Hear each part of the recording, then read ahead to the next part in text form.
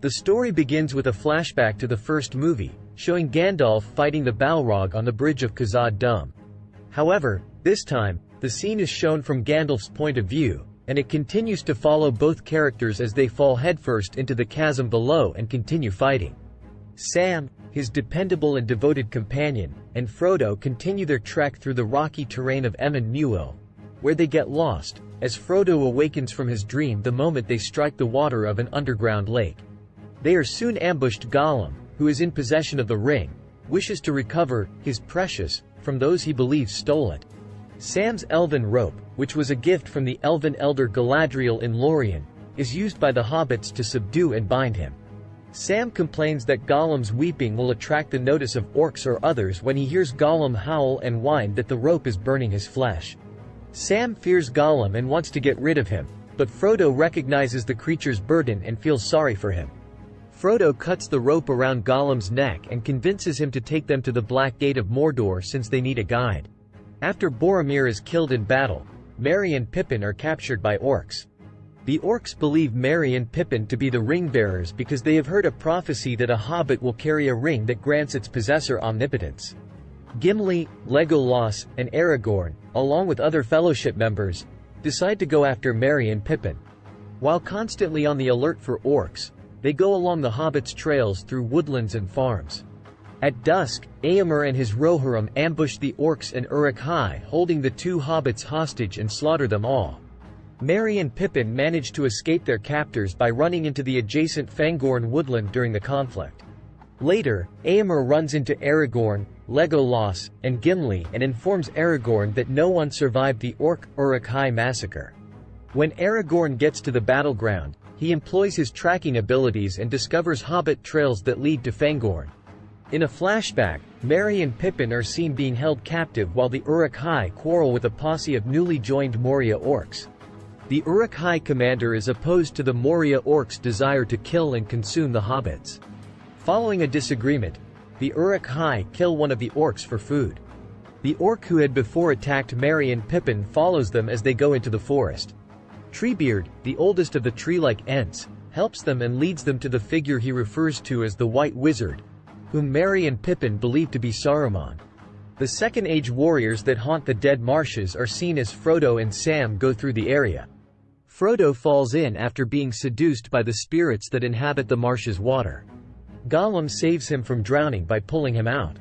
The three also hide from a newly seated Ringwraith riding a large black dragon as his flying fallen beast. Aragorn, Legolas, and Gimli learn in Fangorn Forest that Gandalf the White, the enigmatic White Wizard, is indeed Gandalf reborn. He describes his battle with the Balrog, and the demon is vanquished as he speaks. The group travels to Edoras after Gandalf calls Shadowfax, the Lord of the Miras, an illustrious and old race of horses. Frodo, Sam, and Gollum arrive at the Black Gate to find it well guarded. They notice a group of Easterlings from Rhûn arriving to bolster the garrison. But Gollum then leads them along a less dangerous path. Sam continues to be skeptical, but Frodo starts referring to him as Sméagol and gives him the benefit of the doubt. Sam is lying on a rocky ledge watching the gate when it collapses, sending him tumbling off the cliff. In a last-ditch effort to save him, Frodo throws his Galadriel-gifted cloak over the two of them. Easterlings who had stumbled over to investigate the disturbance are hidden by a cloak that resembles a boulder and are hence invisible to onlookers. The party of Aragorn is led to Edoras, King Théoden's Golden Hall, by Gandalf.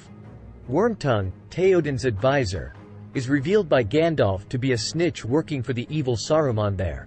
Additionally, Théoden and Éomer's reconciliation is made possible by Gandalf.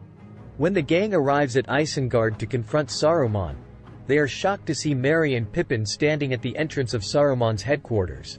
In order to give their assistance in the fight against Saruman, the Ents want to meet with Gandalf. The hobbits inform him.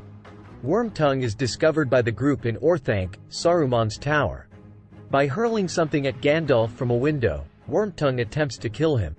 Palantars are magical seeing stones that transmit images, and that thing is one of them. The Dark Lord Sauron may track Pippin down and pursue him because Pippin is gazing into the Palantir. In other side, Frodo encounters a group of men along the journey who are led by Faramir, Boromir's younger brother. At first, The men are wary of the hobbits because they think they killed Boromir. Sam says it out loud while Frodo hesitates to tell Faramir that his brother tried to take the ring for himself in order to betray the Fellowship.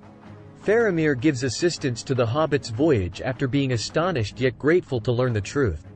Gollum, who is apprehended as an invader, is almost killed by Faramir's troops, but Frodo steps in to save the monster.